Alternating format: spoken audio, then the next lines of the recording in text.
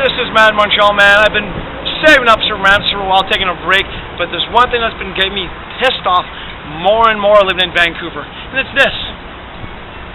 Yep, it's bike paths and viaducts. I'm all for a bike paths. I'll even show what one looks like before. I grew up in a city that had bike paths, but this, here's a viaduct. When a major expressway is in Vancouver, what did the city do? They put up this temporary, full car lane, bike lane.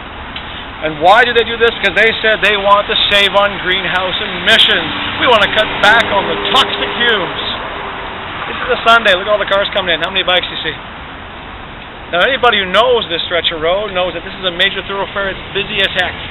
And what they've managed to do by putting this wonderful bike lane with the green spots for bikes and so forth, well, what they've managed to do is on a regular day at a light, that traffic backs up all the way down. In other words, they're not cutting back on greenhouse gases, they're making more, because you have all these cars sitting at a light with their engines idling, parking there. At rush hour, it backs up all the way to the start of the viaduct. But wait, it gets better than that. They have plans to take out the viaducts, both sides, and with one of them, they want to replace it with a, check this out, a pedestrian cyclist path. In other words, take all this car traffic that's here, cut it off. And they're saying it will encourage people to come in by bike and by bus. No, what's going to encourage is all those people at the end to come in and zigzag through Pender. Once again, hitting more stop signs and more traffic lights, and basically doing what? Creating more greenhouse gases.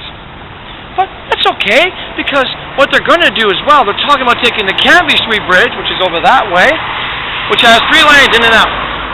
They want to take the 2 center lanes and turn those into a, you guessed it, pedestrian cyclist path. Now this is the irony. That bridge has on both sides pedestrian and cyclist paths as well. Not very good when they don't think things out, is it?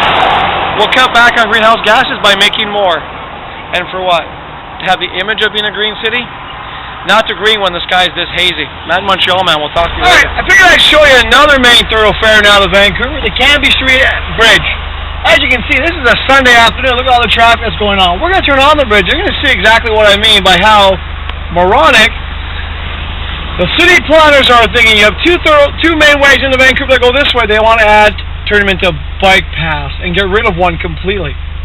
Now, not too long ago, City of Vancouver put a bike lane, entire car length, on the Broad Street Bridge. All this will cut down on accidents and it'll free up the sidewalks for the pedestrians. The sidewalks are massive sidewalks. They put a bike path there, right? Full car length on that bridge. What's happened since? There's been more bike accidents because the cyclists just think, oh, we have right of way, and they zoop right through and they get nailed. Now, as you know, let's look at this bridge. There's a sidewalk right there on the side, right there, okay? This is a 3-lane bridge. Now what they want to do is build, not onto the side, they want to put right down where I'm driving, and on the opposite side, a bike path. But you go over, look out the window there, camera person, look at that.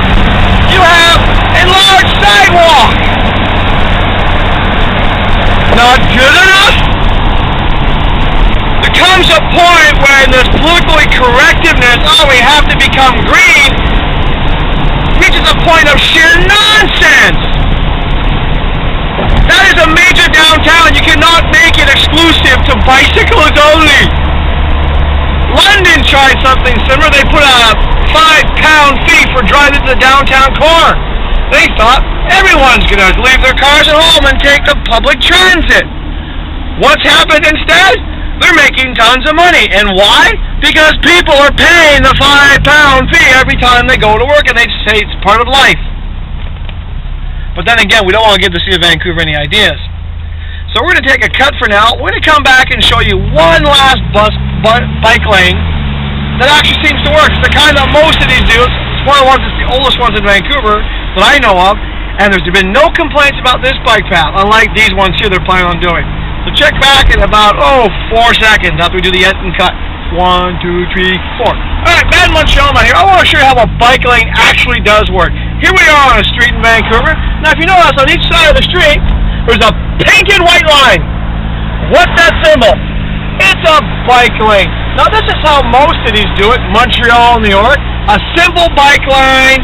Basically the bikes go in the same direction, by theory, as the cars do. And take a look, they even got a large sidewalk. You don't see them taking an entire lane here. This is how they do it. And if they did more bike lanes like this, people like me who drive cars and have to drive cars to get around wouldn't complain. And you know what else? They would save money because you don't have to start building all these big stand-up things. You just use some paint. Paint! Paint, some common sense, Vancouver. Mad Montreal, man. I don't like bike lanes the way they're done here. Out.